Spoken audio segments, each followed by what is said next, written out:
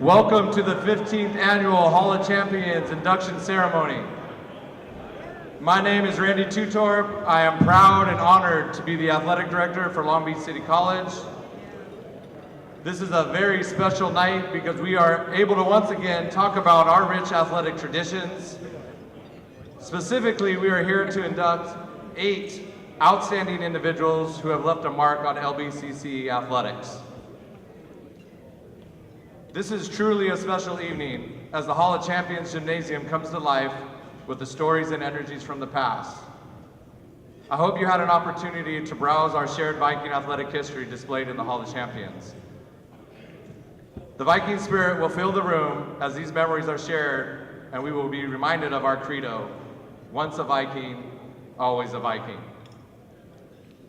To begin this evening, please direct your attention to the northwest corner of the gymnasium so we can welcome those honorees who could attend as they take their seats, as we call this our Parade of Champions.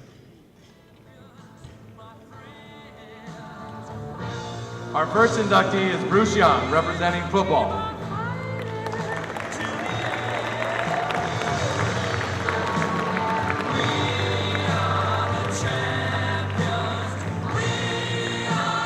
Next up is a multi-event track standout, Michelle Nelson.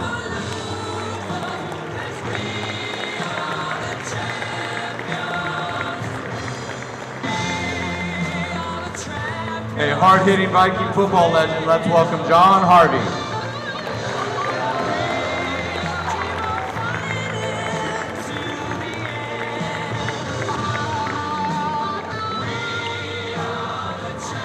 A recent retiree, help me welcome back basketball player and head coach, Gary Anderson.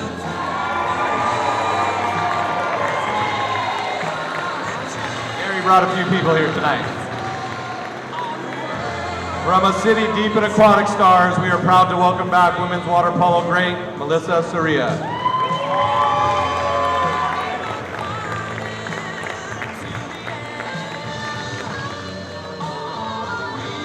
Our next inductee is probably still the fastest person in the room, representing track and field, Mr. Ron Williams.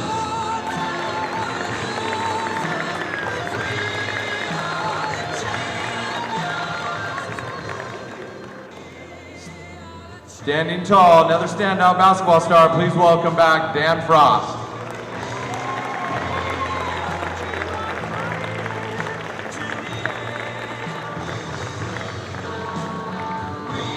Our final inductee needs no introduction in the aquatics world, a standout water polo athlete. Please welcome Mr. Rich Foster.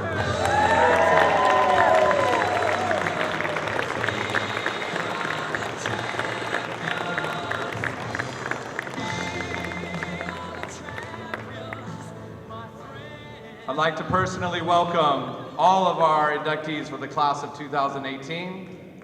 Let's give them all another well-earned round of applause.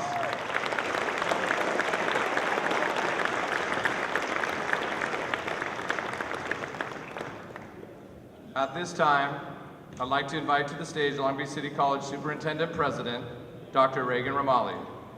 We are all very thankful for her support of LBCC athletics.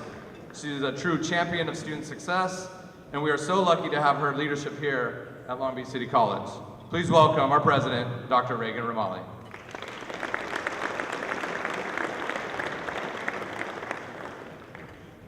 Good evening. On behalf of the Board of Trustees, I would like to welcome you to Long Beach City College and thank you for your attendance at the 15th Annual Hall of Champions Induction Banquet.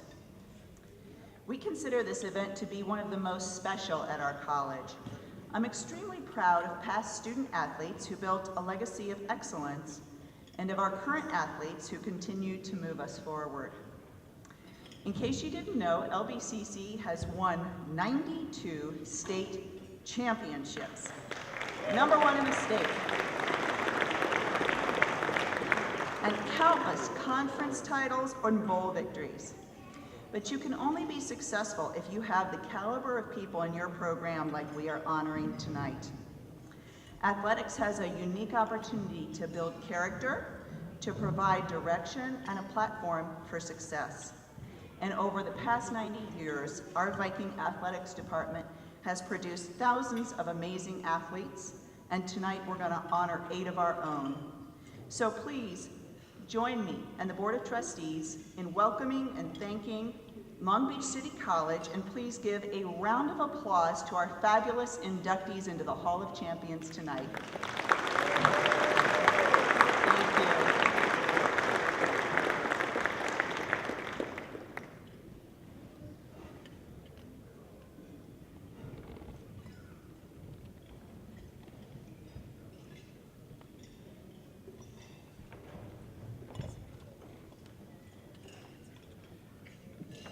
If you would, let's bow our heads and go before the Lord. Father, we come to you, and we come to you with great pride, Lord. But yet we come to you with humility, Lord. We recognize the gifts that we have been given to us by you, Lord. And sure, hard work, a lot of practice time, and all the stuff that goes into it, Lord. But you basically have given us the tools to do that. So we give you the honor and the glory for that, Lord. We ask for a blessing on the food that's going to be received tonight, Lord, and enjoy the fellowship. We ask all this in your name. Amen. Amen.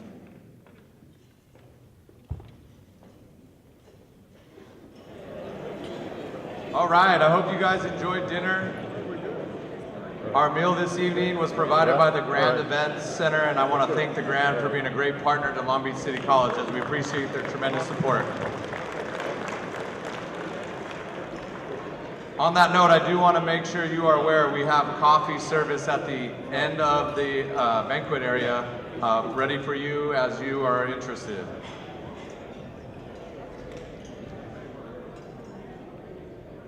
As a former Long Beach City College student athlete, coach, and your current athletic director, it is truly an honor to be connected to this great history of our institution and this ceremony. While we are here to honor some amazing athletes, I thought it'd be a good idea to update you on what's going on here at the college right now. Recently, and I know he's in attendance tonight, Coach Casey Crook surpassed the legendary coach career wins total and is adding to that daily right now in season with baseball. Coach Crook is on a 579 wins career win total right now, so I want to congratulate Coach Crook.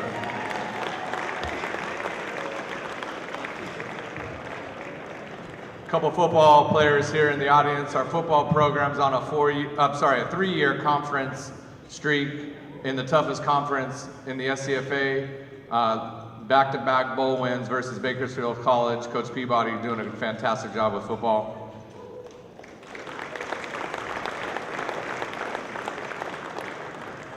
Not too long ago, we welcomed back Chris Oding in aquatics, who had a momentary stint with USA Water Polo and brought back a 2016 gold medal in Rio. So nice job, Coach.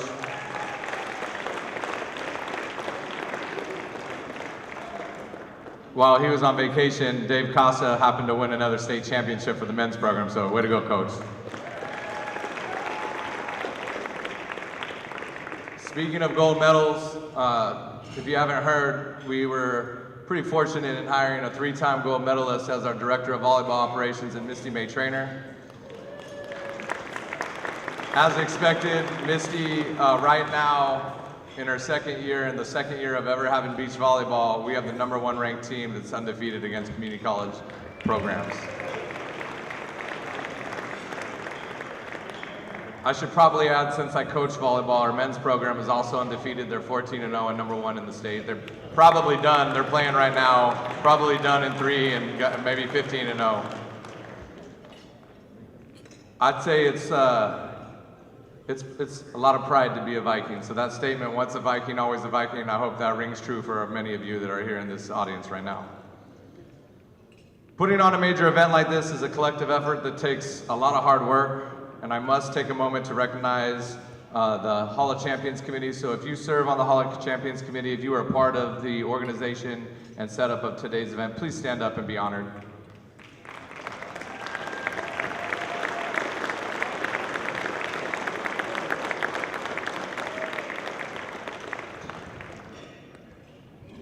Next, as a tribute of our shared history, I would like to acknowledge a group of individuals who forged a foundation for athletic excellence and who continue the tradition set forth by their predecessors.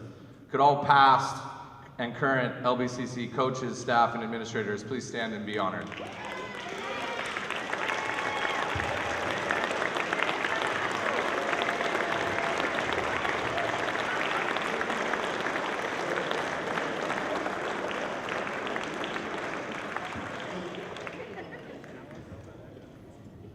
I would like to individually introduce our elected officials for Long Beach City College. Board Member Douglas Otto, Area 4.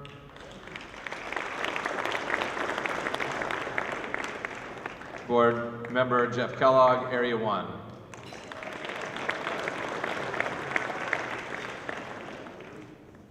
We are fortunate, and I'm fortunate to have forged a great relationship with our Executive Director of the Foundation, Ms. Elizabeth McCann.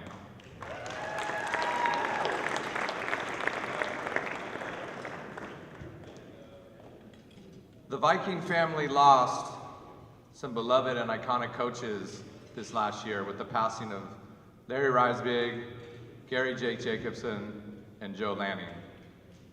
All three of these men were pillars of excellence and synonymous with Long Beach City College athletics. Please join me in a moment of silence in their honor.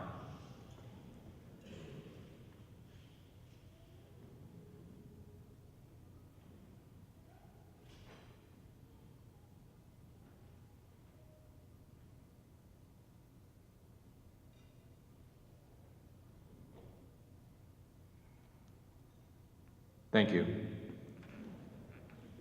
Thousands of athletes and scores of coaches have passed through Long Beach City College since 1927. The 8 inductees in the class of 2018 tonight are among our most honored Vikings. They have distinguished themselves and brought great pride to their families, their community, and to those of us here at Long Beach City College.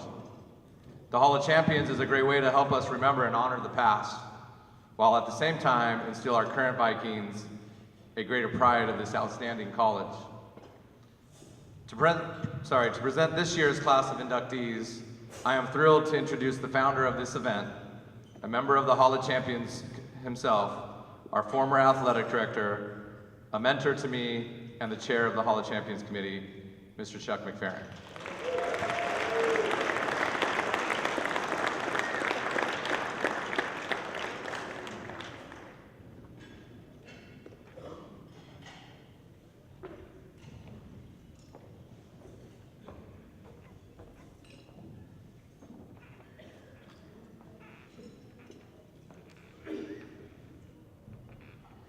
Well, it's a pleasure again to be here with this room full of people that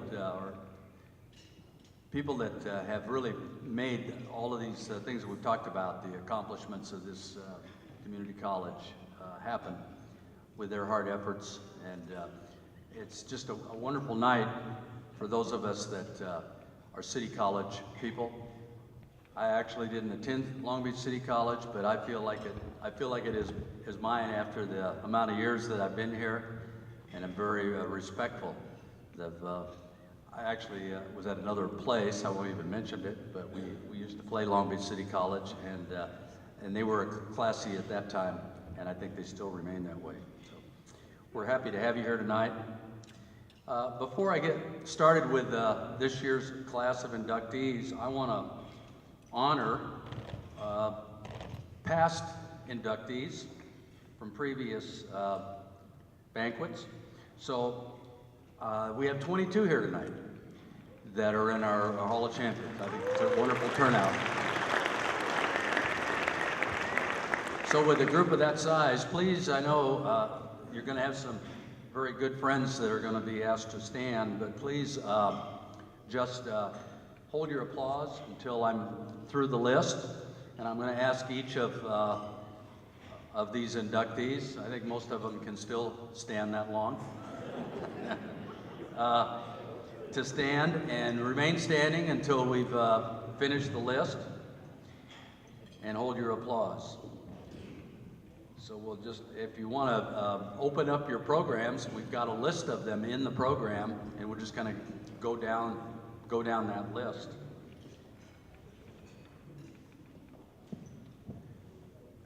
Ron Alice, track. Susie Atwood. Susie, I haven't seen Susie. You here, Susie? She was on the list, but okay. I'm kind of blinded here, so if it's right in here, I don't know who's standing, but Joe Carlson? Is Joe here?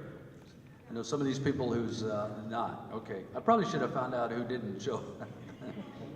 I'm going to go through the people that have participated in this in some way or another, this banquet. Paul Chafe, I know, is here, coach of golf and football. Ed Crosby, baseball. Tom DeLong, diving and football. There's an interesting combo, right? Craig Dykema, basketball. Jim Ferguson, basketball. Dave Frost, basketball, baseball. I'm going to ask Karen Kane, the daughter of Chuck Kane, to stand on his behalf. Mike Maloney, football. Mark Neal, basketball. Mark Neal Sr., basketball. Rich Plant, basketball and golf. Dan Ripley, track, coach. John Sagehorn, basketball, baseball. Jeff Severson, football. Again, I'm going to ask Will Shaw to stand for his brother David, who was inducted a few years back. Robbie Stewart, volleyball. Chuck Terry, basketball. Greg Townsend, football. Karen Vigilant, track. Casey Zavich, aquatics. So now, let's let them hear our appreciation of them.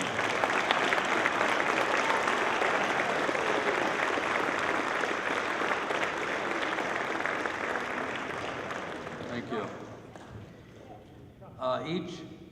Who did I miss?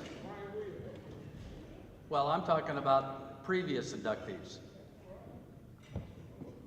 Oh, okay, I'm sorry, I didn't see the name, I'm sorry about that. My apologies. We have another Williams tonight, so. Good thing, you're right, I'm sorry. Each inductee tonight will receive a plaque that's identical to the one that's going to be displayed in the hall. Plus, they'll also receive a lifetime pass to any home Long Beach City College athletic event.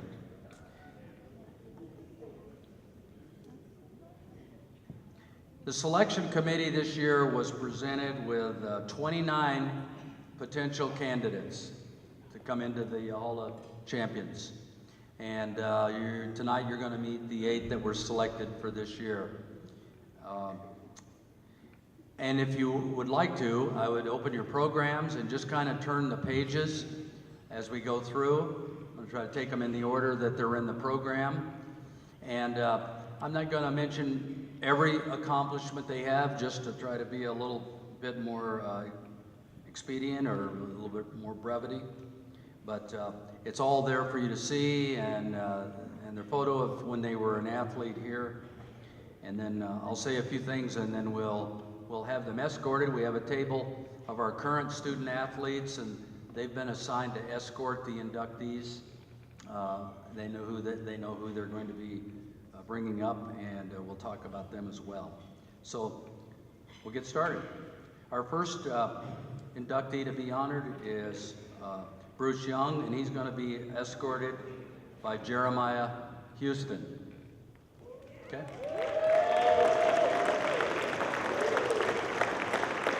You just stand off over here. Let me say a few words about Jeremiah, our current student.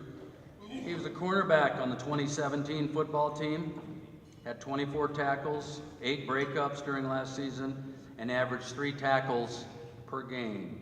Jeremiah, congratulations on a good year. Thank you.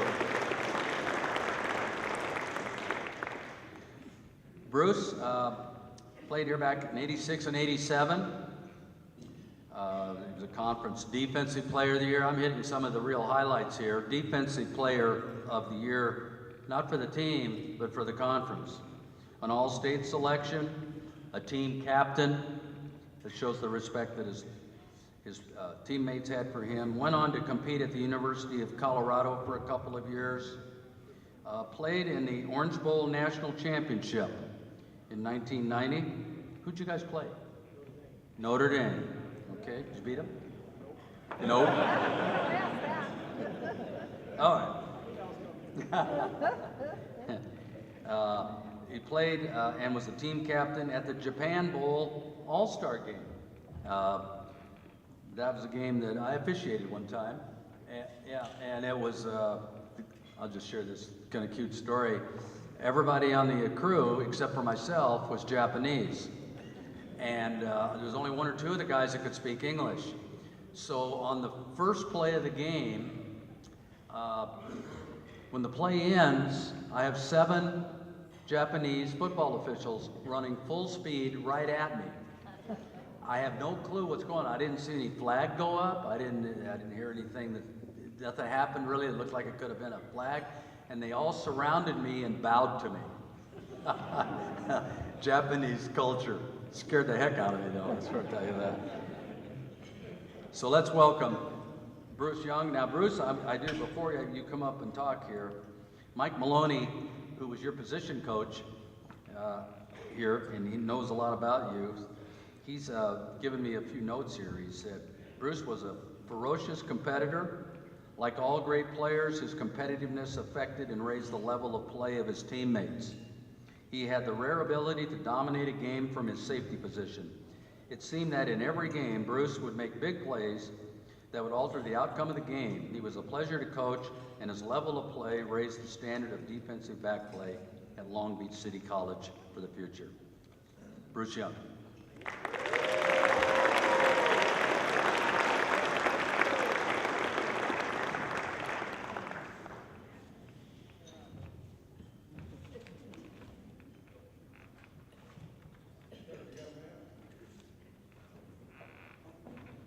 Yes. Good evening, everyone. Well, I want to start off just by thanking my coaches, Coach Shaw, our defensive coordinator, Coach Murphy, and my position coach, Mike Maloney. As a student athlete, they was like fathers to all the players. And I just want to let them know that I appreciate everything they did for me while I was here, kept me straight, made sure I went to class. So everything they instilled in me, I took it to the next level to University of Colorado and did the same thing there. So I wanted to thank them for those 2 years. I know I was a headache sometime, but they dealt with me, so I appreciate it. And as a student athlete, I got a lot of stories, but I really want to just thank my family and friends. I want to start with my mom, my biggest supporter.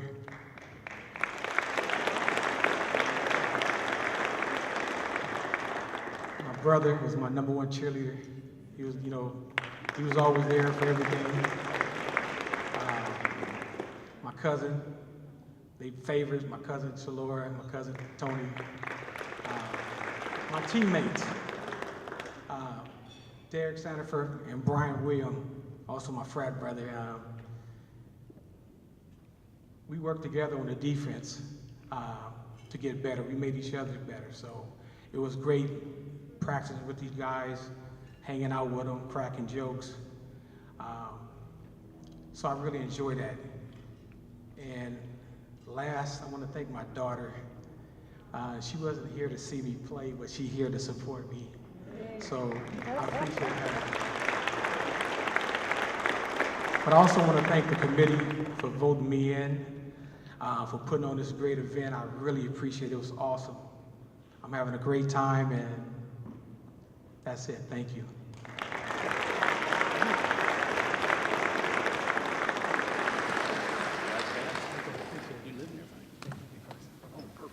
You can use it then.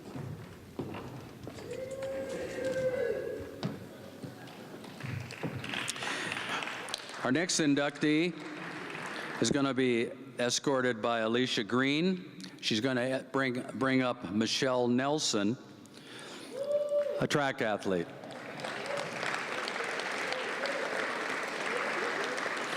While they're coming up, let me say a few words about Alicia, her escort.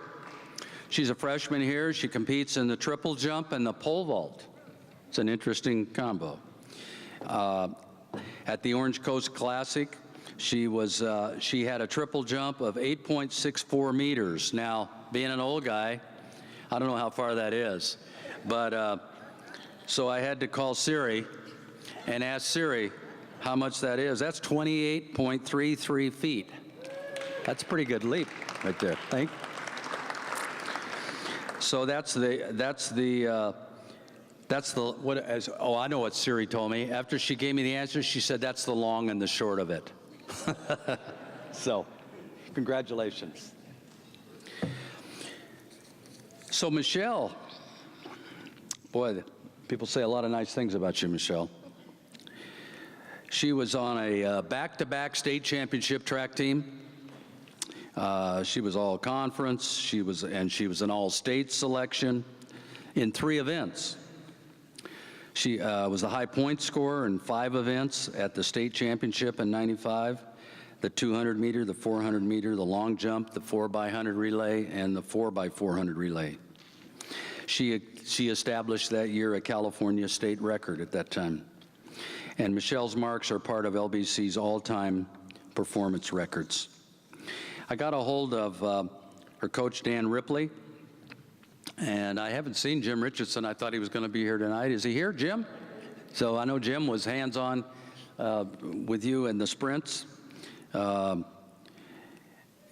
You know, except for relay events, we often think of track in terms of it being an individual thing.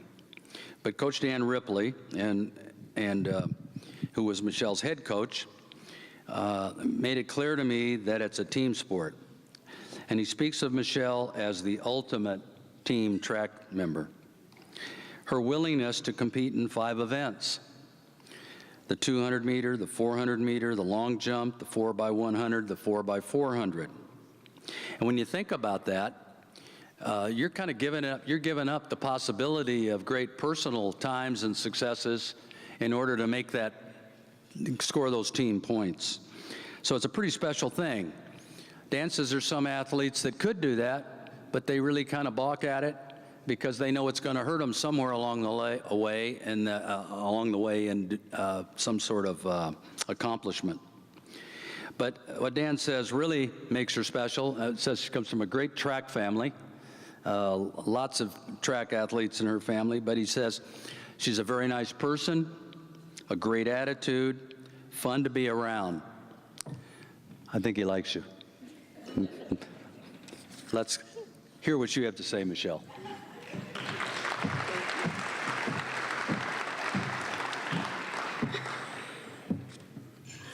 My family over here. Yes. First of all, let me start off. It's an honor and a privilege here to be here today as an inductee into the Track and Field Hall of Fame. There are so many people I would like to thank. First and foremost, I thank God, and I thank my brother. He was the bridge builder for building me, for inspiring me to run track. I thank the inductee. I thank everybody here who supported me in getting me here, voting for me here. I thank my family and friends because they supported me the whole time here, getting me here. I also thank, we know we all have a story to tell. That included success and triumphs and legacies that were being written while attending Long Beach City College. I know one story that I will never forget when we used to travel, the track team, and Karen couldn't vouch for that.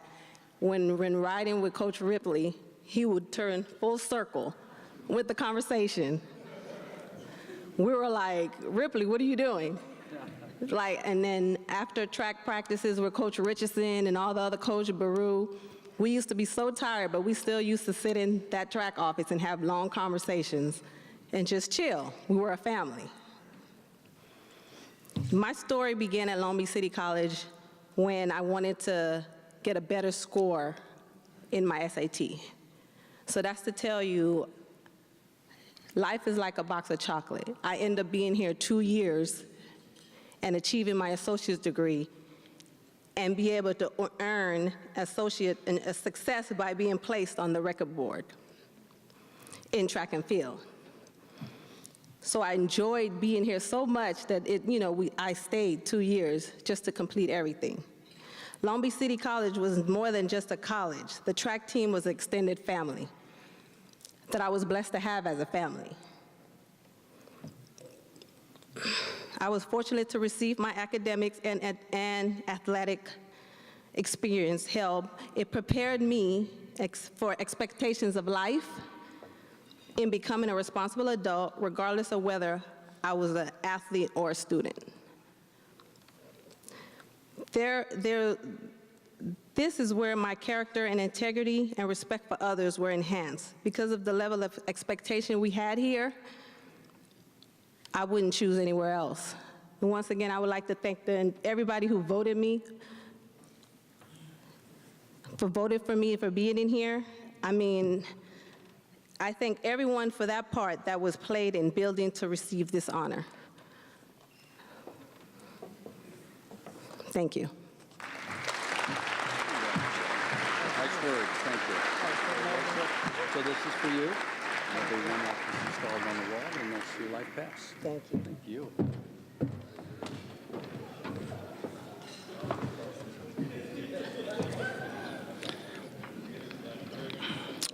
Our next inductee, John Harvey from football, will be escorted by Mitchell Kay. As they're coming up,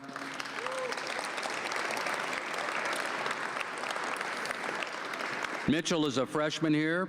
He was an offensive lineman on the football team, a 3.4 student, has signed a letter of intent to continue his athletic and academic career at NAU, Northern Arizona University. Congratulations.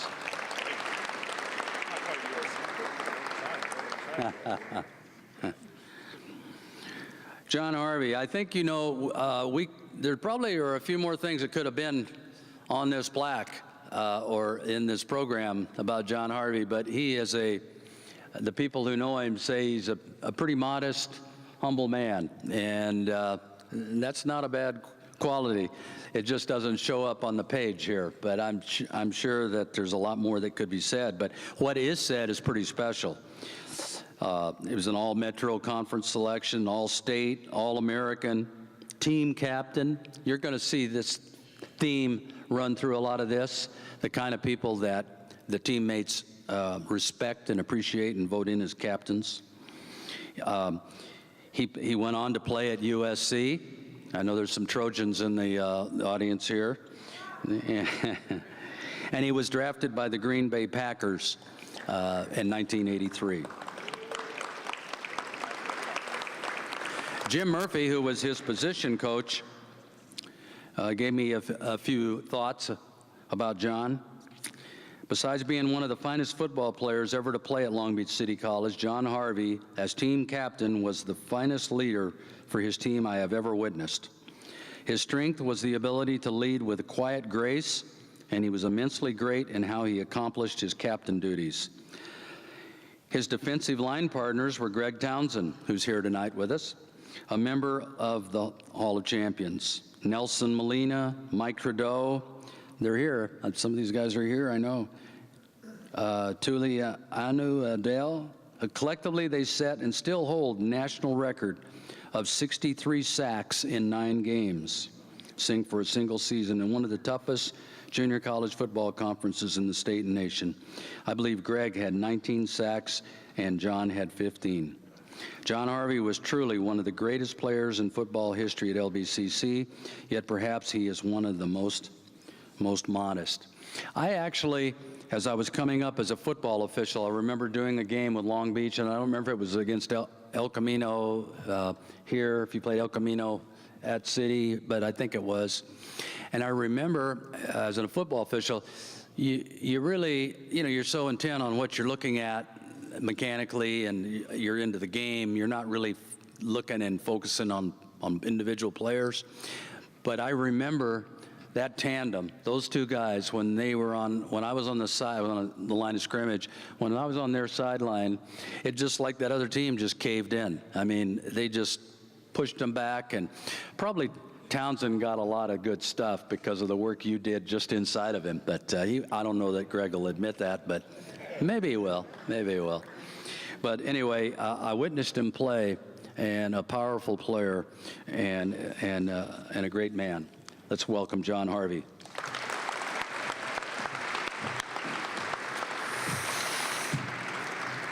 Well, it's true, I am a modest man, man of very few words.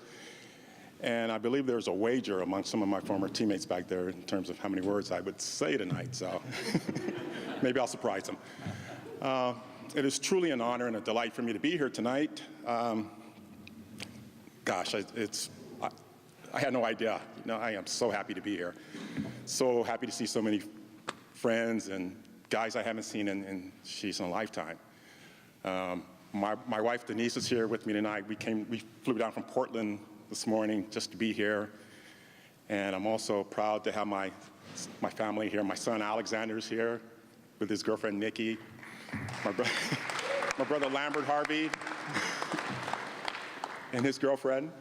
Let's see, my brother Jeffrey and his wife Lori, and my niece Ariel, and my brother Jay is here as well. So glad to have the supportive family. And some of the other inductees, they referred to family as well. Family means everything. Family's important. And one person that's missing here tonight is my mom. And I wish she could have been here tonight because this is when she first saw me play football. She never saw me play football in high school. She never came to, I played at Compton High School. She never came to one of those games. I don't blame her, so. But anyway, she did come here. And, it was a big thrill for her to come here and to see me play football, but also to interact with other parents and just be a part of the whole football environment. And even after my playing days, she continued to be a long fan of football. I would go to the house and she'd have the games on Sunday and Saturday. So that really thrilled me that she was able to embrace the game the way that I did anyway. So I came here from Compton High School. In high school, I played offensive tackle. I never played one snap of defense. So I showed up here. I don't know how many of you remember Coach Zeller. Sure. Right? Gene Zeller. So I happened to meet Coach Zeller at the front entrance to the athletic department one day. I said, Coach, I want to play defense. And he asked me why. Why do you want to play defense? I said, because I want to hit people. And I don't know if you remember Zeller, you know how intense he used to get. I mean, he just turned beet red. He started tugging on his collar. I thought I saw smoke coming out of his ears. He was so excited for me to play defense. And I played defense, and I learned a lot from him, a lot of intensity from him, a lot of good skills. The following year, Murph came along, and Murph changed the whole dynamic. Murph taught me how to play, I'd say, a smarter game, learning how to use leverage and some of those type skills. And it certainly paid off, especially when I transferred to USC. So I was really grateful for that, Murph. Really appreciate the time and effort you put into helping me develop as an athlete. So grateful for that. I want to again acknowledge my teammates that are here. They're guys. I wasn't sure who was going to be here tonight. But wow, it just really blows me away to see familiar faces from the past, and I'm glad to see everybody's doing well. And this is a great night for me, a great evening altogether. I want to thank the committee for inducting me and allowing me to have this moment, and I'm going to cherish this for the rest of my life. Thank you very much. Well, John, will be installed on the wall. Great, thank you so much. Thank you. Great words. Doesn't he look like he could start today? I mean, really, this guy looks like he is ready to play.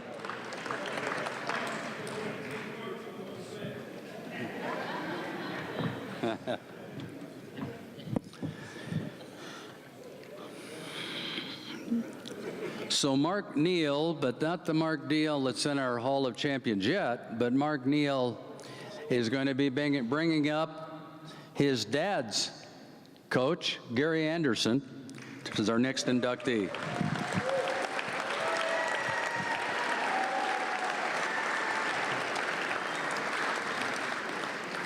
Mark is a sophomore and scored 62 points this season and 50 rebounds. He was also on the also on the track and field team.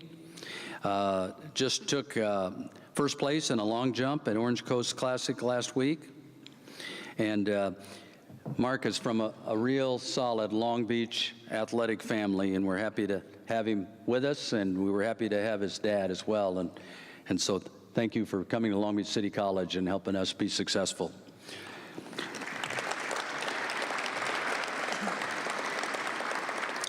So Gary Anderson, 1971 state championships.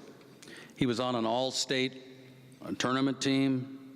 Went on to play at Cal Poly Pomona, where he was an All-American selection. Gary, as was mentioned earlier about Casey as the most winningest baseball coach in the history of the college, Gary is the most winningest basketball coach in the history of the college. I think that's a special.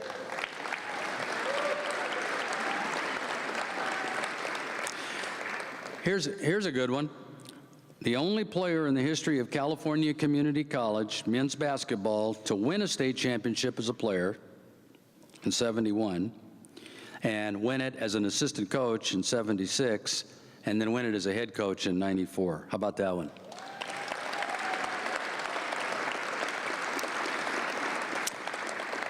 He's not just in our Long Beach City College Hall of Champions, but he is a California Community College Men's Basketball Hall of Fame inductee. That's as high as it gets. 7 times named South Coast Conference Coach of the Year in men's basketball. And I think we have to say that all these records we're talking about, he set another one tonight by having the most tables ever to honor an inductee. How about giving yourselves a hand over there?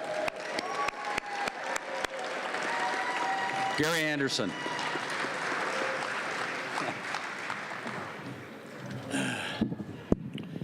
Thank you, Chuck. I did what I normally do. You know, I threaten them to better get their butts out here, because you know, I mean, this doesn't happen every year. In fact, you know, you gotta map it back to 42 years. 42 years. Man, the sun's in my life. It's like I'm going down the street and the car's coming at me.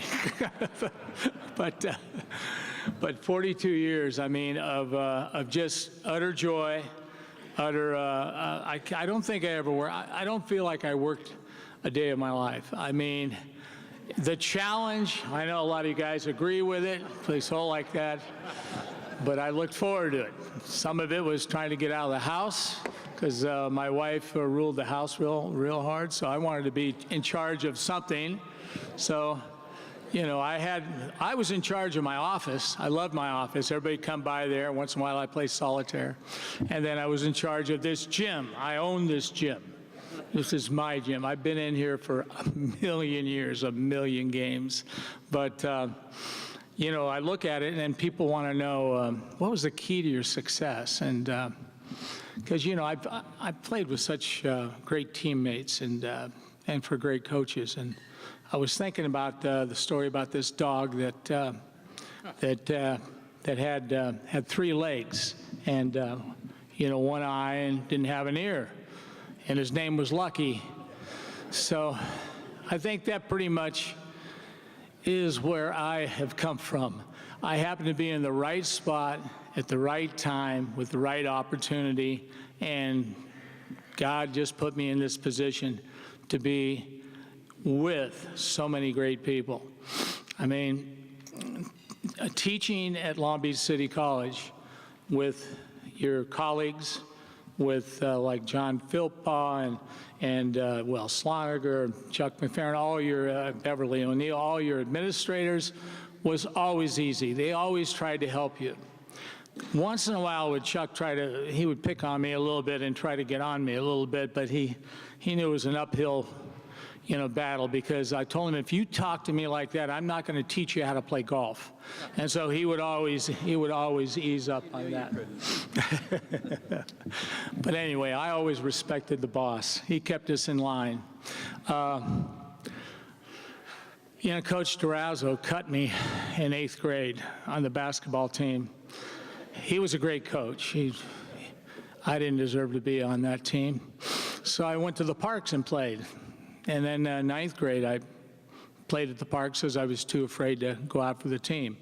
Well, Butch Taylor came all the way down out from Montana.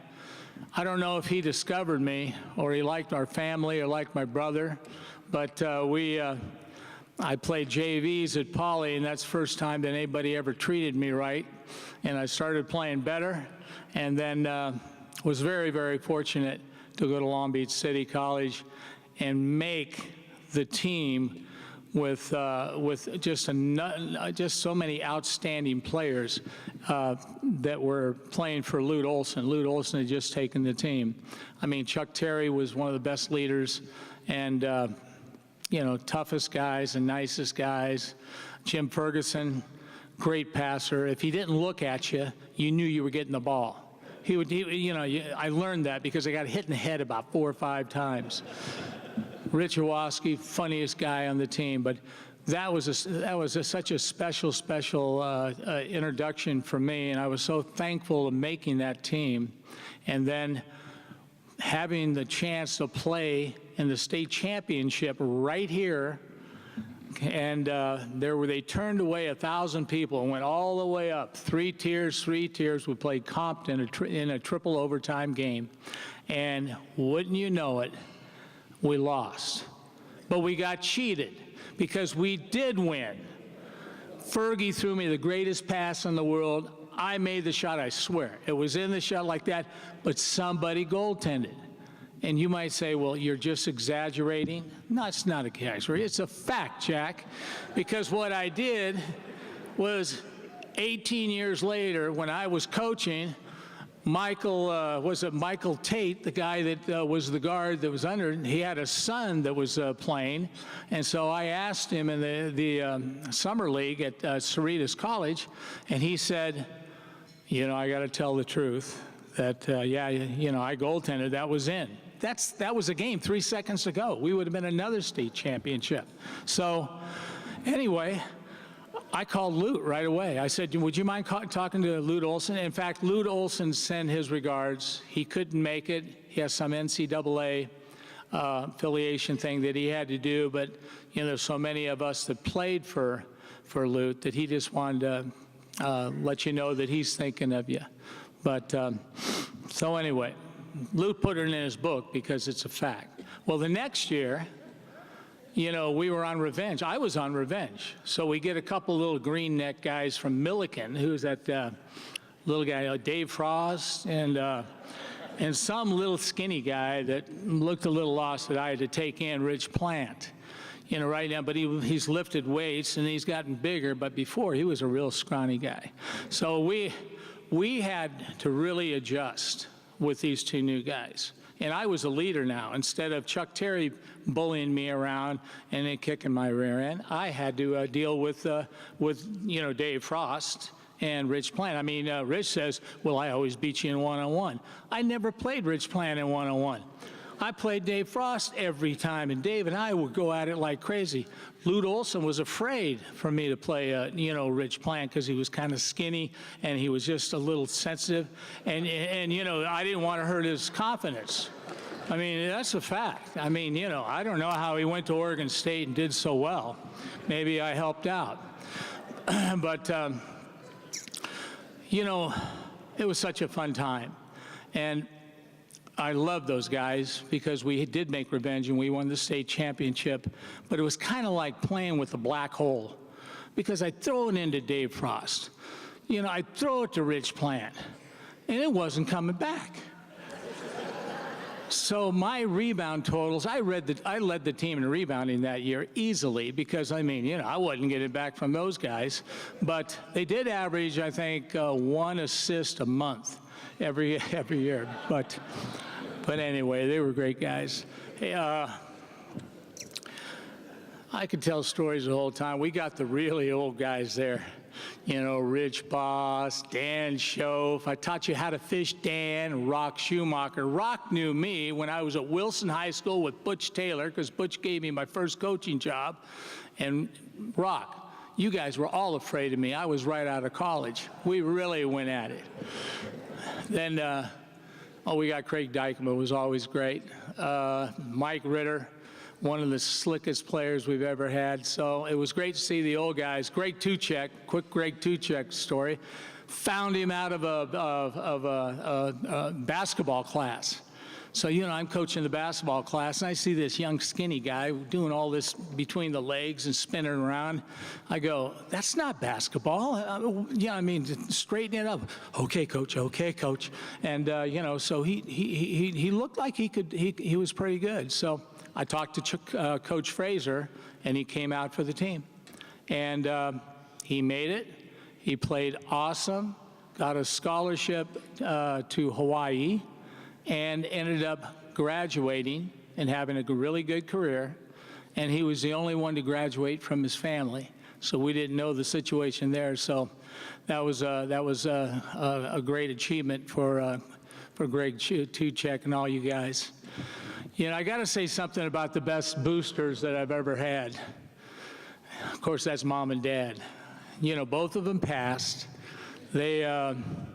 They would come to they lived through us. They would come to my brother Ed's, Steve's, and my games. But as long as I was here, you know, 42 years is a long time. They never missed anything. So we missed them. We were really lucky, my brother Ed and Steve, having parents like that supported us so well. And sidelight, Eddie and I used to beat the heck out of us one-on-one in the back all the time. So I thank Eddie for preparing me, and I think I prepared him to being who we are today. Hey, Maloney, have you got your watch on? You're one of these guys that always keeps time. How many more stories do I got? Oh, I got 5 minutes? What? 10 more minutes? Okay. Anyway, I got to end some stories, but hey, I love you all. You guys are the greatest. The Osbornes over there. I could go down and I mean, Craig Schmelling. Yeah, I mean, I haven't even. I'm ending it. Give me a break.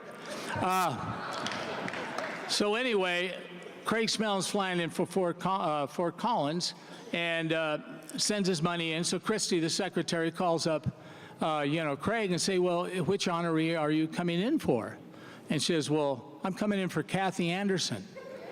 I said, well, she's not an honoree. Well, she should be, because she has taken responsibility of that fatso, you know, coaching, because he brings players over, has players' parties, does this, does that. So anyway, she deserves an award, and I'd like to say, Kathy, you do deserve the award. I can't believe you hang with me. And then my routine now, since I've been retired for about a year and a half, is, you know, I take care of the grandkids, and that's the biggest challenge I've ever had. These guys, they don't know. I want to get them on the line and run and do push-ups and this and that, but, you know, Robbie and Rick and, you know, Robbie he's the oldest.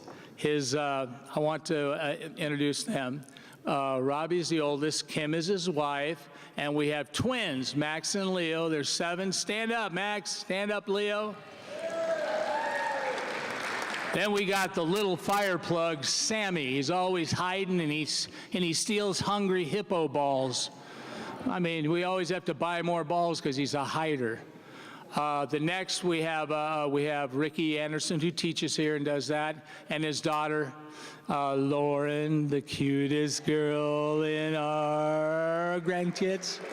And then we have Jacqueline, and Jacqueline is the youngest daughter, and she has 2. She has a young son, AJ, and then a younger one at home, Jake, and she also has Kiki in the oven. So we're going to have another girl, so that's 7. But anyway, enough with my life. But let me just say this, that this has just been the greatest place to spend 42 years, of your life. I mean, I didn't know my wife when I got here, and look what happened. It grew and developed, and the only thing I ever did was make friends as I moved along. So many great people, so many people that are here to help you. So if you say I have any success, that's not true. It's we have success. It's all the people that have been associated with me have made me as successful as I can be. So, did I have anything else written down? I don't think so. I'll say goodnight. I'm sorry for taking so long, but I'm waiting for the hook and give you a Jimmy Valvano. I mean, hey, I'm not getting down. Thank you very much.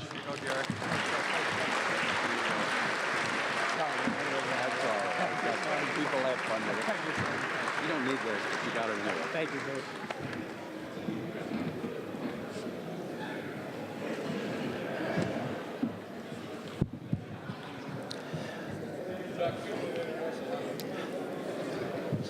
Serious? No, okay. I don't know who won the honor over on that one, but it was a tough call. Our next inductee, Melissa Soria, is going to be brought forward by Lindsay Mizrahi. While they're coming up, let me speak about Lindsay, who's a sophomore here at Long Beach City College.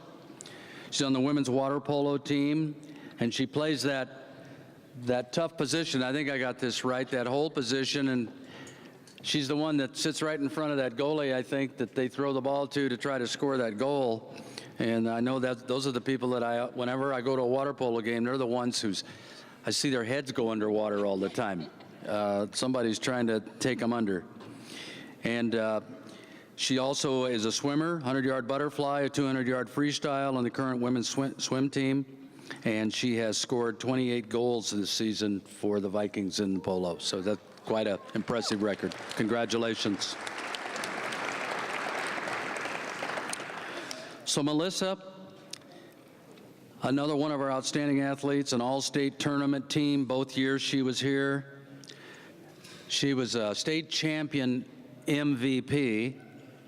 She was an all-conference selection, an all-Southern California selection, an all-American selection, not one year, but both years that she was here. Southern California Player of the Year in 2004, South Coast Conference Player of the Year in 2004, went on to compete at Indiana University for a couple seasons.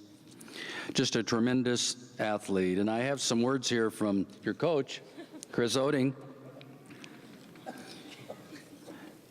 And he says to me, if fellow Hall of Champions member Cassie Zebich was the spark for our women's water polo program, then Melissa was the roaring flame that ignited it. Those Cal Bears, they know how to write. Okay.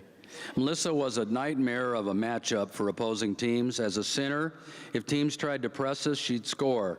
If they ran a zone, she'd assist. There was little that Melissa couldn't do, and she was willing to do anything for her team to win. How do you defend against that type of selfless talent? And as amazing as her athletic accomplishments were here at Long Beach and beyond, what is more impressive is her resilience and strength as an individual. You see, not only was Melissa navigating her way through college-level coursework while trying to balance the demands of her desire to become a Division I water polo student athlete, she was confronted with the reality that her rock, her mom, was failing in health. Seeing her mom go in and out of treatment, have good days, bad days, and an uncertain future, Melissa had all of the excuses to drop everything. Instead, she chose to make her mom proud by excelling in all that she did and all that she is, and she didn't disappoint. You would be hard-pressed to find someone as courageous, authentic, caring, humorous, competitive, and sometimes stubborn as Melissa. It is all of these qualities that enabled her to succeed and ultimately be honored this evening. Melissa, we are grateful that you trusted us to guide you and are thrilled to see you recognized for your accomplishment. So let's hear Melissa Soria say something. Nice words, nice words. Wow, this is an amazing support system over here. I'm on the verge of crying, so I'm sorry if I do. This is such an amazing opportunity to be here tonight, and when I found out we had to give a speech, I was kind of nervous. I wasn't sure what to say, what to talk about, and as you've heard words from my coach, I actually decided to share a little bit of my life journey with all of you tonight. So I wrote it out so I don't navigate away from what I wanted to share with you tonight. I hope that what I have to share with you tonight will inspire some of you to enjoy living each day, surround yourself with those you love and care about, and to constantly experience new adventures, as you don't know when you'll have the opportunity again. You only live once, right? Almost every significant memory in my life that always seems to bring me happiness involves the water. My mom was a swimmer and high school swim coach who introduced me to the pool at 2 weeks old. I grew up on the pool deck, and my mom's love for the water was passed down to all of her kids. My dad was a land athlete. He played baseball, football, and basketball. Combined my parents' athletic talents, and I was able to have the best of both worlds playing water polo. I remember my oldest sister's high school swim coach met me when I was in middle school and saw my size, the fact I could swim and throw a ball, and asked why I wasn't playing water polo, and the rest is history. I strongly believe everything happens for a reason, whether we understand it or not right away. Looking back, the decision to attend Long Beach was one of the best decisions I've ever made in my life. At the beginning of the season, my senior year in high school, my mom was diagnosed with stage 4 breast cancer. At that point, I wasn't ready to leave her. By attending Long Beach, I was able to stay at home a couple more years, and this allowed my mom the opportunity to attend every game, and she never missed a single one through all of her treatment. No one could have planned for her passing away 4 years later at the beginning of my last season in my senior year of college. I was thankful I made the decision to stay home, attend Long Beach, and spend more time with her. Plus, I was able to meet and play for the most incredible coaches I've ever had, win back-to-back state championships, and quite honestly, she got to see me play at my very best. Fast forward 10 years, I can't believe I'm saying that, 10 years, March of 2016. 2 years ago this month, I was diagnosed with stage 3 breast cancer. And after a grueling treatment regimen and surgeries, I am now cancer-free with my last surgery next week. Thank you. As an athlete, you don't know how to give up when you are faced with an obstacle, whether it is in the pool, on the field, or in life. What I learned here at Long Beach City, playing water polo for Chris and Casa, was about my own strength, how to dig deep within myself and keep going, confidence that I am unstoppable, determination, strive to live my goals, lead by example, and what it meant to have unity of a team, which was actually a family. These values have seen me through many trials in my life, from losing my mom, but most significantly, my own cancer treatment. Surprisingly, with my huge family, I always seem to be living in a different state while I endure the hardest trials in my life. My family has always been my biggest supporters, even from afar, and I wish I had been surrounded by them while going through my own cancer treatment. So I moved closer to my family as soon as I could after my own treatment, so that I could surround myself with their positivity for life, love, and support in all things. Every day, I had to dig deep and find the will to continue to fight.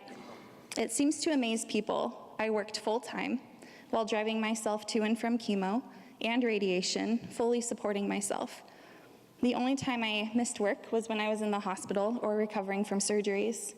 But it was the mentality I've learned through water polo and the examples in my life that you get up each day and you just keep going. You have to dig deep, and apparently my coaches were right. I really am unstoppable. Even when my family is not physically present, when we look around an empty room feeling completely alone, I believe we truly are never alone. There is always a team there to support you and cheer for you, even if we can't see them. Life is a team effort. When you are struggling, there is someone there to help, encourage, motivate, and maybe pick up the slack. I am forever grateful for my coaches, my teammates, who some of them are here tonight, and especially my family.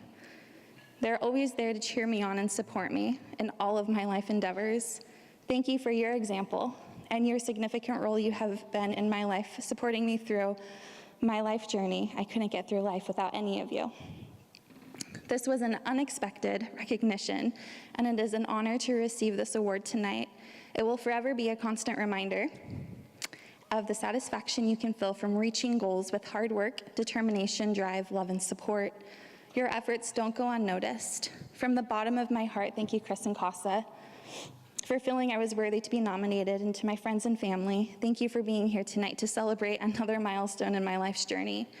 My parting words for all of you tonight: be in love with the person in the mirror. The scars and imperfections show all that you've been through and how strong you are for still standing. Embrace who you are. Thank you, Long Beach City College.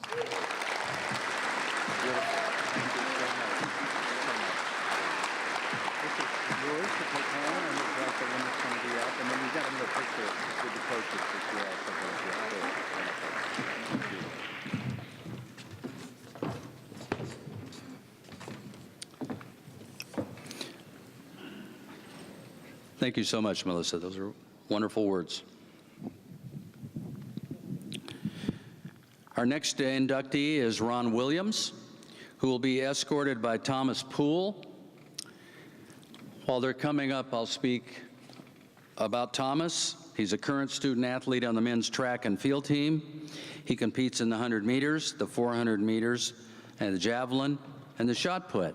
Another interesting combination. I don't know that a whole lot of shot putters who run the 100 meters, but Decathlete in training. Decathlete in training. Yep. Congratulations. Thank you. So, Ron Williams,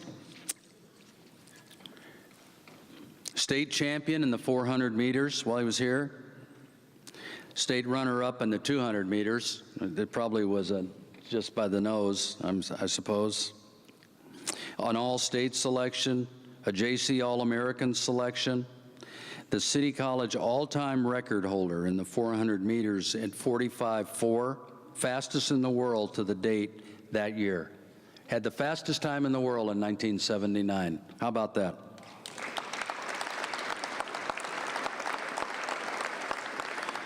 All-time record holder in the 1,600-meter relay. Went on to compete at USC, where he became an All-American at USC. It was interesting. I asked Ron Alice for some comments, and Ron said, other than the previously mentioned track accomplishments, Ron tells me this story that happened many years later. I don't know, this may come as a surprise, maybe not.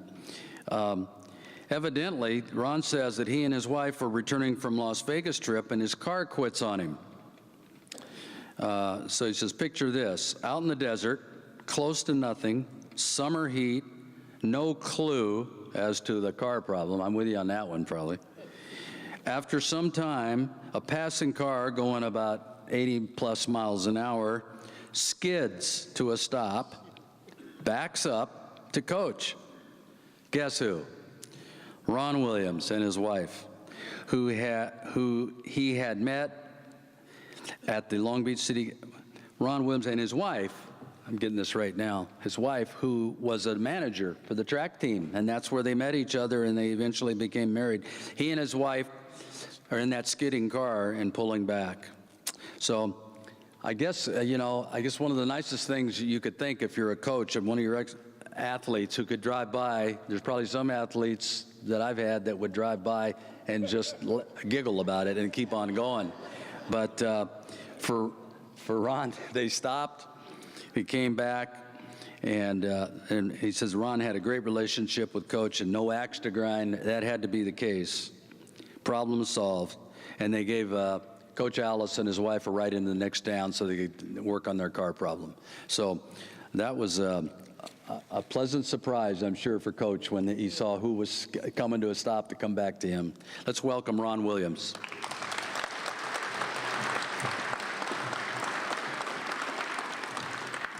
I want to thank the committee for having voted me in. It's an honor for me to be here tonight. Coach Allen's been trying to catch up with me to get me to speak for a long time. And I still don't want to do the speaking. My wife did the speaking for me. I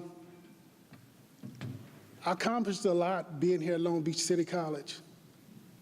I had a great time with the track team. It was like a family. I never had to do the talking when we was out there on the track. I had teammates do it for me.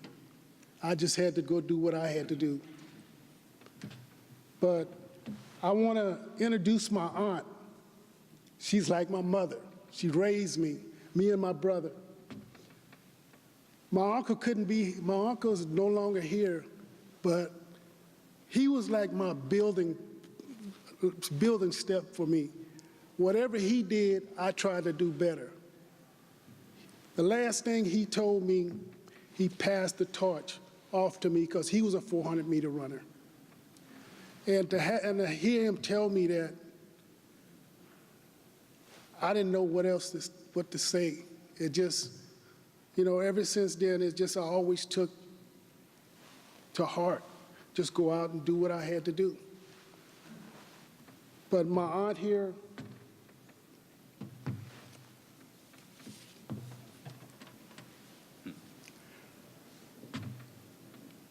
she's always been there for me, always, always. Before coming to Long Beach City College, I didn't want to leave the Valley. I was raised in the Valley, San Fernando Valley. To come to Long Beach, it was tough because my aunt is always cooking a good meal. You don't want to leave that meal. She always cooked for us. And I hated to leave that. But Coach Allison got me out here. It was tough. It took me time to adjust out here. But once I got to know my teammates and everything, it was like a family. I enjoyed the time I was here at Long Beach City College. I didn't want to leave to move on to go to USC. I wanted to stay here because it just was something about the people here. I enjoyed that, but I knew I had to move on. My cousin Mitchell, he's like my brother. That's her son. We always say we brothers. I'm his oldest brother. My wife, Danielle, of 39 years, Coach Alice introduced me to her. To this day, we have 2 sons we raised together. Ryan is a former Navy rescue swimmer. My other son, Randall, he's completing his track career at Metro State in Denver, Colorado. He will graduate in August. The things that Coach Alice taught me, I passed it on to my sons. And I can tell you one thing, when I got here, the first practice I think we went to, Coach Alice piled us into the vans. They had some white vans here. And it was like about 4 vans. We went up to Signal Hill. I didn't know nothing about Signal Hill. And I tell you, after I got through with that, that was something. I took my kids. I had my kids go run it. And they to this day, they say, Dad, I see what you went through. It'd be better. It's just something about Coach Alice and his staff. He will always have a special place in my heart. Like I said, he introduced me to my wife. I can't forget because he did that. It's like he marked me. He won't let me get away from him. And then I got my friends. I tell him he's not my friend, Mike Palmer, but his wife is my friend, really.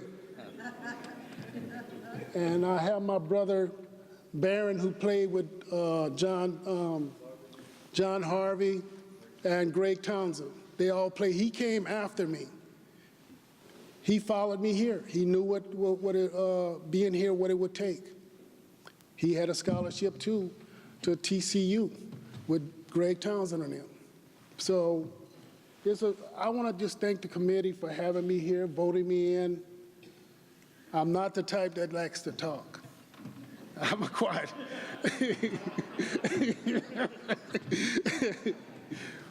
But I want to thank everybody for being here tonight and the committee for voting me in. I will always cherish this time. Thank you. You go on. Nice. Thank you. You're selling yourself a little short about talking. You did a very nice job. This is a plaque for you to take home, what'll be up on the wall, and here's your life pass for you. Thank you. You're welcome.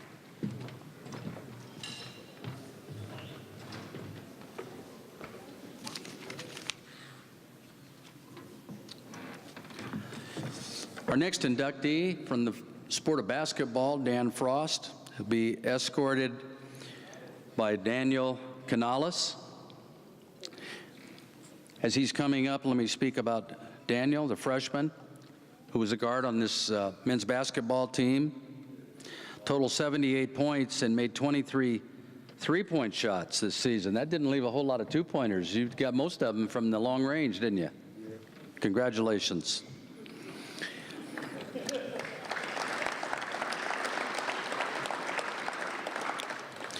Dan was, for 2 years, on a team that won the Metropolitan Conference in basketball. He was an all-conference selection both years. In his sophomore year, he was an All-American selection, an All-State selection. Both years he played on a team that was a finalist in the state championships. And obviously, Lute Olson, who knew of his work, wanted him to come and play for him at Iowa, which he did. When he was at Iowa, he was their basketball MVP. He was an all-Big Ten selection in 1975, a fourth-round draft pick by the Milwaukee Bucks. So Dan has a storied basketball career.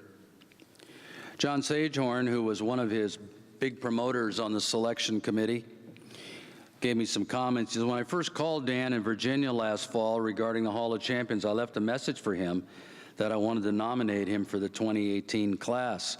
He returned my call the next day and then left me a message that he had been waiting for this call for 40 years. But not the waiting to hear from the Hall Selection Committee, but from me, John Sagehorn, finally requesting payment for driving him to school both to and fro for his entire freshman year. I wanted to add that we all, teammates, watched Danny turn into a great basketball player before our very eyes. He got so good that the Milwaukee Bucks drafted him after his senior year at the University of Iowa. Congratulations, Dan. I've been given permission by Dan to share this because I think it's important, and especially after Melissa has spoken. I got to know Dan, of course, through his brother Dave. This is a brother. This is only the second time we've had a pair of brothers get inducted. The Harris boys were selected. Brad and Greg, track, baseball athletes. Now Dave Frost, who was went from City to Stanford and then ended up playing in the Angels and was 1 year an opening day pitcher for the Angels. And now his brother Dan. So the second brother combination, pretty special. So I knew about Dan a little bit that way, but I also got to know Dan because we have a little group that meets on Fridays. It's a Bible study group that has been meeting since about 1983. And just about anybody in the Milliken community or in the area, sports would drop in and participate. And we were supporting Dan because he was really a missionary in Washington, D.C. He knows people that that we only see on television. My wife and I were in D.C. one summer, and Dan was taking us around the Capitol, and we'd walk down this little underground hallway to go to the cafeteria. And on the way, these senators and representatives would pass and say, "Hey, Dan, How you doing? And Dan knows a lot about these people and their private lives and what their beliefs are and who they really are that maybe not surface so publicly, but he's right there with them and spending time with them. Well, not that any of that was ever intended to result in what he's now been able to take advantage of, in that the most famous cancer center in the world is in Houston, the MD Anderson Cancer Center. And Dan was diagnosed with prostate cancer, and it was caught a bit late. And so he needed the best care he could receive. And you just don't get into that facility. There's another person in this room who knows that, who's been treated there successfully, unless you have some kind of connection, because people will spend gazillions of dollars from all over the world to get there. And they'll take their money, because that's how they're able to continue to do the best research they can do. So not long ago, we got this note from Lori, his wife. They communicate with our Friday group that still meets. And it says, "Thank you for all your prayers. We really have felt the peace and grace of those prayers as we have had to walk through the seriousness of this type of advanced and aggressive prostate cancer.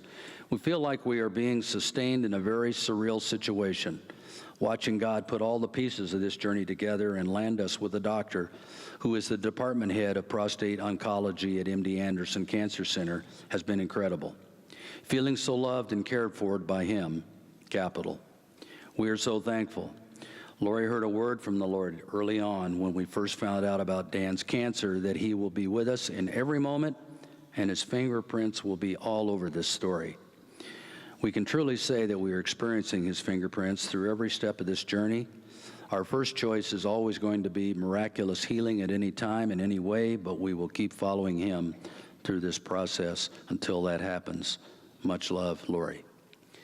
So this is a man that has learned how to compete, and I'm sure that's what he's doing, and I'm sure he's doing his part of this life's journey. Let's welcome Dan Frost.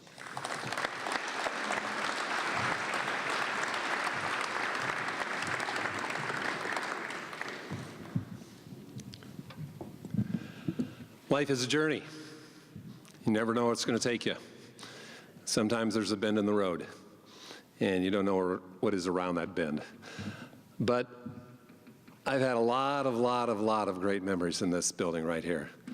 I can picture my dad sitting over there in that corner for every game.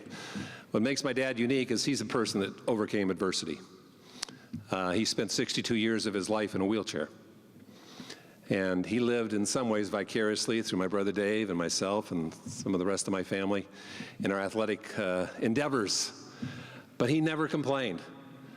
He accomplished more from that chair than most people would ever accomplish with standing upright.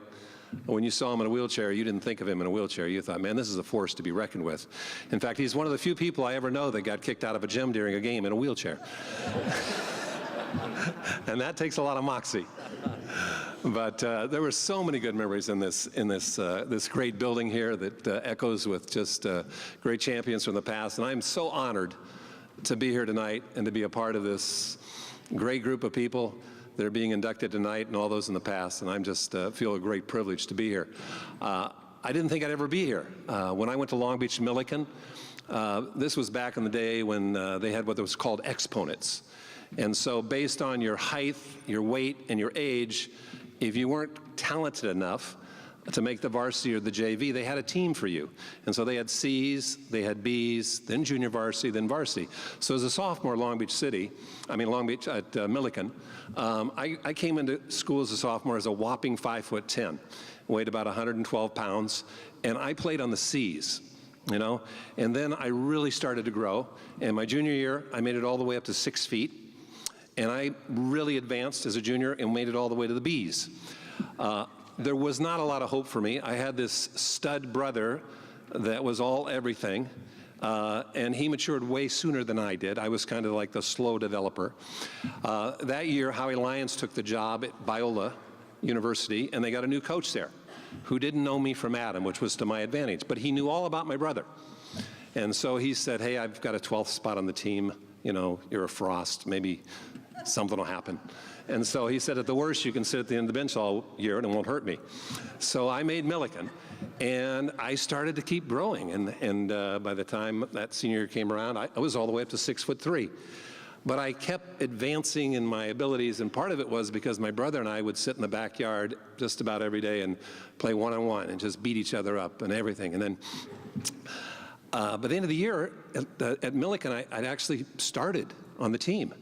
And so, but there weren't a lot of colleges that were looking for a 6'3" part-time starter. So my dad, Mr. Shy that he is, decides to call up Lute and says, hey, I'd like to have lunch with you. And he says, Coach Olshan, I think my son is showing some real potential, and I think it'd be great if you gave him a shot. Well, back then, Lute would pick out in advance throughout the year who his 6 guys were going to be that played in the Long Beach Moore League. And he'd have 6 freshmen and he'd have 6 sophomores. And that would basically be the team. And he had it kind of set, and he all knew who he had. And so my dad convinced him that they had, in that time, they had 2 summer league teams. One was for the kind of the total team, and then one was sort of for the newbies. And so I got an invitation. He said, well, I'll let him play on that newbie, which was the incoming freshman and some other guys. He said he can participate in that. And the problem was I kept growing. And so now during that summer, I'm growing. I'm 6'4", I'm 6'5".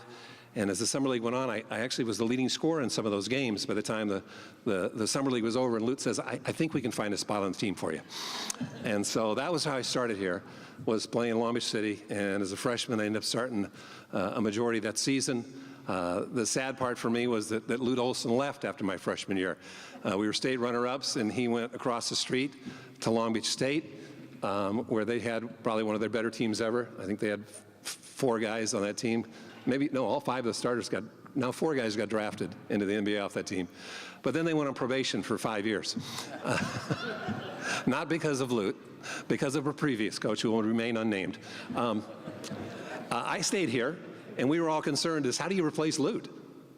And so Del Walker, who was the athletic director, an amazing guy, a dear friend, he promised us he'd get us a good coach. And so we're waiting, and he picks Bill Frazier from Long Beach Wilson. And we're thinking, well, he's not at the level of Lute Olson. And so we were all worried that he was such a nice guy that he wasn't going to be tough enough on us. So he must have heard this and decided that he was going to prove us wrong. And I can still remember we had the first day of practice, and and everybody's trying out and everything. And at the end of practice, he decides that we're going to do line drills.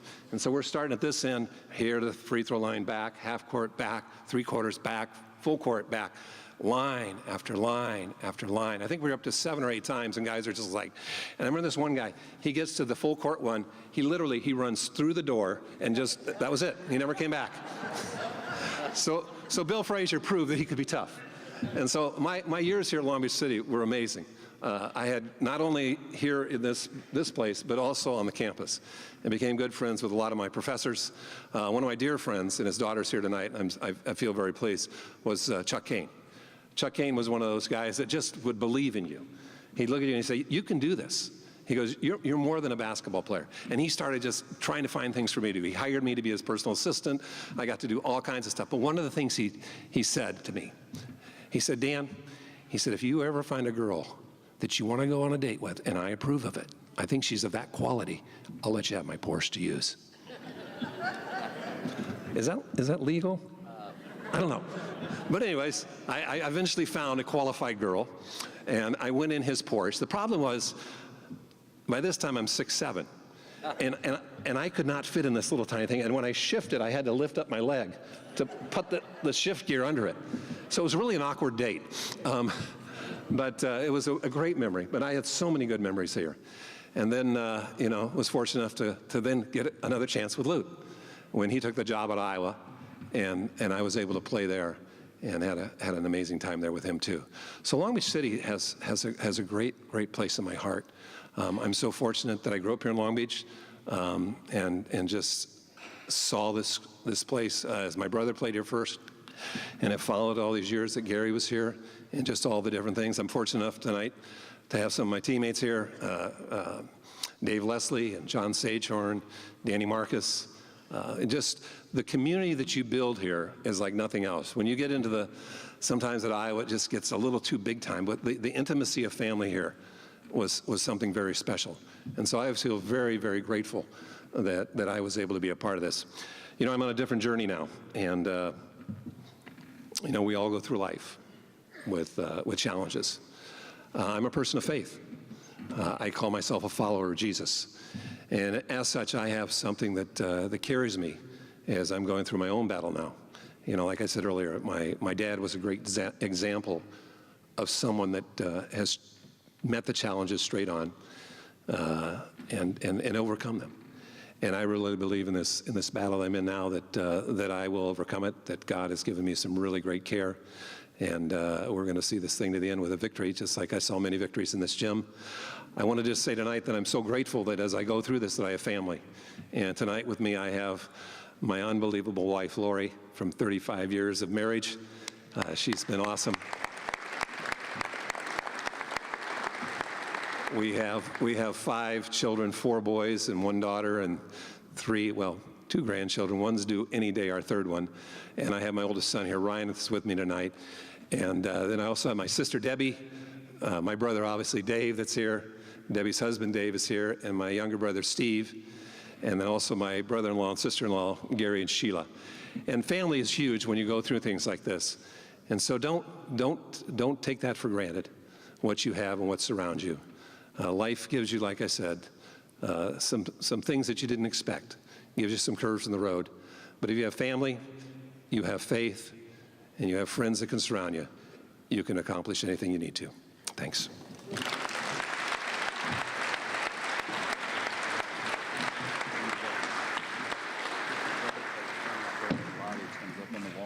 This is yours, and there's your pass. We just want to get you back here.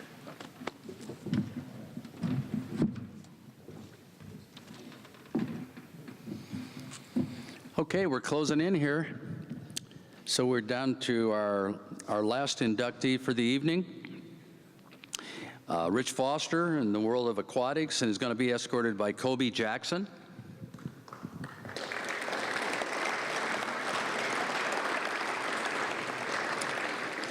Kobe is a freshman here. He's an attacker on the men's water polo team, a sprinter on the men's swim team. He made 17 goals this season in water polo and recently took first place at the Pasadena swim meet in the 50-yard freestyle. Congratulations, Kobe. If you've turned to Rich Foster's page there and look at those accomplishments, I'm going to hit just a few of them, but they're even the ones that I'm not hitting are big. But he was an athlete here, and Monty Niskowski, our great water polo coach for many years, who was an Olympic coach as well, thought of Rich as the quarterback of the team. He went on to play at Cal State Long Beach. He helped Long Beach to a 4th place finish in the NC2A championships. Since being a player, he has been in the middle of water polo internationally and nationally. He was the president of the national governing body for the Olympic sport of water polo from 90 to 96 and from 2000 to 2006. He's also been put in the United States Water Polo Hall of Fame. He received the U.S. Water Polo Award, which is the highest award presented by U.S. Water Polo, Inc. He's the recipient of the Paragon Award, presented by International Swimming Hall of Fame for contributions to the sport of water polo. John Philpott, who's on our selection committee, was a big promoter for Rich. They're also very involved in the Century Club, a very philanthropic group here that supports amateur athletics. And John gave me this comment. Along with Rich's athleticism and leadership when he played for Monty Niskowski, as well as his ongoing contributions to water polo on the international level, there is something much more basic that everyone needs to know. Rich loves Long Beach and has been intimately involved in every major sports movement in this city over the years. Those include the Long Beach Century Club, the Aquatics Capital of America, the Long Beach Sports Council, and more. He is always there and has made a major difference to advance the profile of all sports, which allows our local programs to enjoy success that they do today. Let's honor Rich Foster.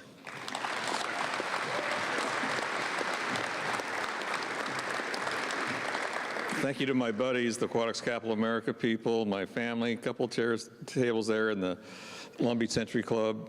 Thanks for coming out here, especially my wife of 40 years, Nancy. Chuck mentioned at the start that in the program, they got pictures of the athletes when they were athletes. And if you look at my picture, I don't think I looked like that in 1970. Nancy and I tried to find a picture. We couldn't find one. And none of the Century Club guys thought it'd be a good idea to take a present picture in a Speedo. So we didn't do that. I remember vividly winning a state championship here. It was the biggest, most exciting part of my athletic career. But we won 4 that year. Gary Anderson and I were here the same year. We won basketball, water polo, golf, gymnastics, and I think we had one of the best baseball teams ever, and we took second in swimming, so we had quite an athletic accomplishment that year. But I'm really impressed with all the accomplishments of the people being inducted tonight, but we didn't do it ourselves. And we have a lot to thank Long Beach City College for that. Let me just say, why did I go to Long Beach? I naively thought when I was graduating from high school that I was going to be an Olympic athlete.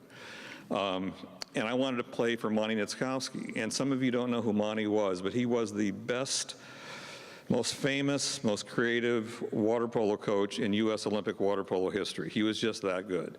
And Monty taught us, when we walked in the pool deck, we thought we were the most prepared. We thought we were the best conditioned. We thought we were the smartest team on the deck. And, you know, it really proved out that we were. His lessons applied to me as a player, but also throughout my life. And Monty was, unfortunately, he died a couple years ago, but Monty was my mentor till the day he died. And especially when I was president of USA Water Polo for 12 years, we had some big issues that came up. And Monty was a big proponent of men's water polo. But the issue back in the 90s was women's water polo, because it wasn't an Olympic sport yet. They weren't getting any funding from the U.S. Olympic Committee. And so there was a real battle to, you know, these women work hard. Should we fund them? And there were so many people on the men's side that says, no, don't fund them because it's going to take precious resources from the men, and the men are an Olympic sport. And one day I just had a little bit of clarity. I said, you know what, I'm going to support the women. And so we worked hard to get money for the women. I can remember I did my research on the Amateur Sports Act, and I called up the Olympic Committee, and I said, you guys owe us money for the women because we qualify for women. And they gave me to the USOC General Counsel, and we had a knockdown, drag-out argument over the phone, and he finally said to me, look, Rich, we support women at the USOC. We support women's volleyball. We support women's gymnastics. We support women's swimming. So we do support women's sports. I said, okay, great. I'm going to go to my next convention, and I'm going to say to the women water polo players, I know that under the Amateur Sports Act, you're entitled to funding from the USOC. But don't worry, because the swimmers and the gymnasts and the volleyball players are getting funding. You're not going to get anything. He hung the phone up on me. And the next day, Harvey Schiller called me, who was the then executive director of the U.S. Olympic Committee, and he said, you had a real fiery conversation with our general counsel. And I said, yeah, we did. And he hung the phone up on me. And actually, I think maybe I hung the phone up on him. But he says, well, Rich, I agree with you. And so we got funding for the women, which is really important. But the men, the USOC then called me and said, you know, you're spending too much money on the women. And you just can't do that. They're not an Olympic sport yet. So I said, I'm sorry, we're spending that money, and we're not waiting until they get on the Olympic program, because it takes decades to develop a international water polo team. And so they let us spend the money. And then I found myself, for some reason, at the helm of the movement to get the women on the Olympic program. And there were many people opposed to that, because internationally and in our own country, because again, you take resources away from the men. And so we fought hard, and it took us a long time, but we finally got them on the Olympic program in 2000. And men's water polo was on the program in 1900, so it only took us 100 years to get gender equity, but we did it. And I was so worried about Monty, who's my mentor. What's he gonna think about me? You know, because he was really a men's proponent. But Monty, all the way through, he said, "Rich, you're doing the right stuff." And so he just proved to be a great mentor. But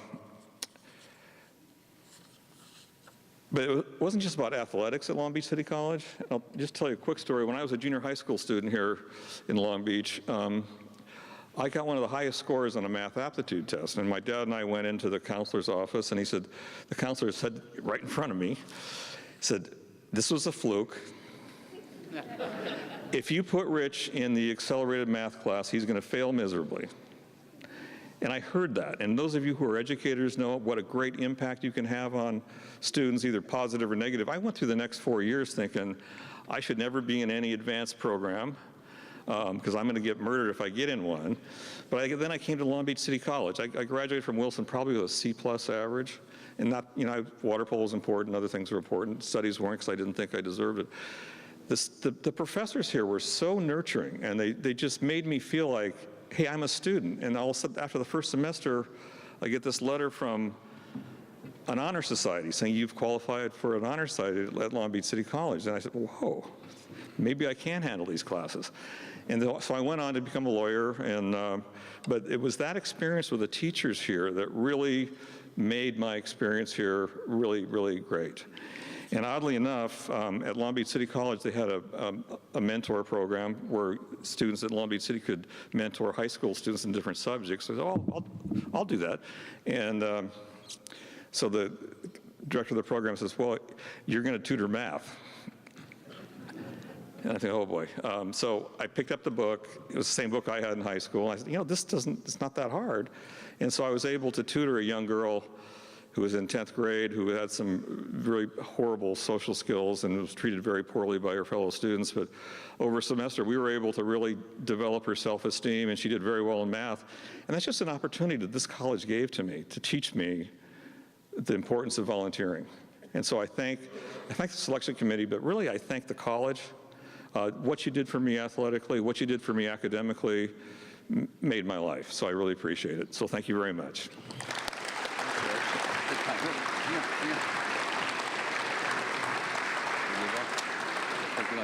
Congratulations. So we heard from some great Viking alumni, and I think we should give a round of applause for everybody that was honored tonight.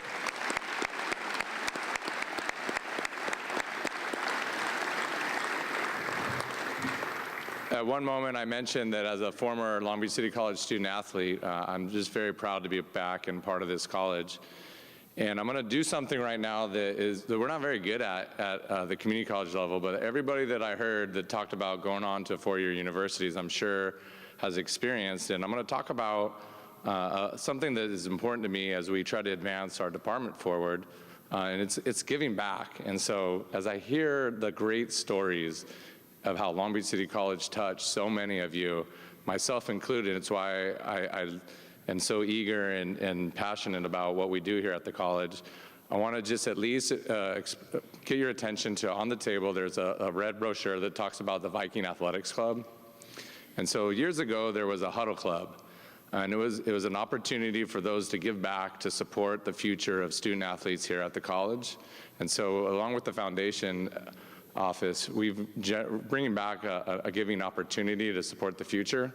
And it's the Viking Athletics Club. Again, on behalf of the college, myself as a student athlete, this is something that we really just started and we want to move forward. And so just want to create awareness to it. And again, hearing the stories that touch so many people here at the college, I hope that you take an opportunity to look at that, be in contact with me, with the foundation office, or with the information that you have there. So again, community college, we don't do this very well. The universities, I get asked all the time. I went on to be an Aztec. I get an email or a letter, probably monthly. Many of you probably have that same experience for the universities you went to. We're going to try to do something like that here at Long Beach City College because we care about the future and the student athletes and the same experiences that so many people were able to share tonight. So on behalf of that, I want to thank all of you for being here. Chuck, I'm going to bring you up to close us out. Thank you, guys. So we'd like to close the evening by having all of the inductees come forward and stand in front of the stage. And this is a photo op for anybody that wants to come up and get a photo of the entire class. And we appreciate you being here. It's been a beautiful evening, and the people who are here are beautiful people who told beautiful stories. So all the inductees can just form up right here in front. And if you've got a camera and you want to get a picture, take that. And that's the way we will conclude the evening. Thank you very much for attending.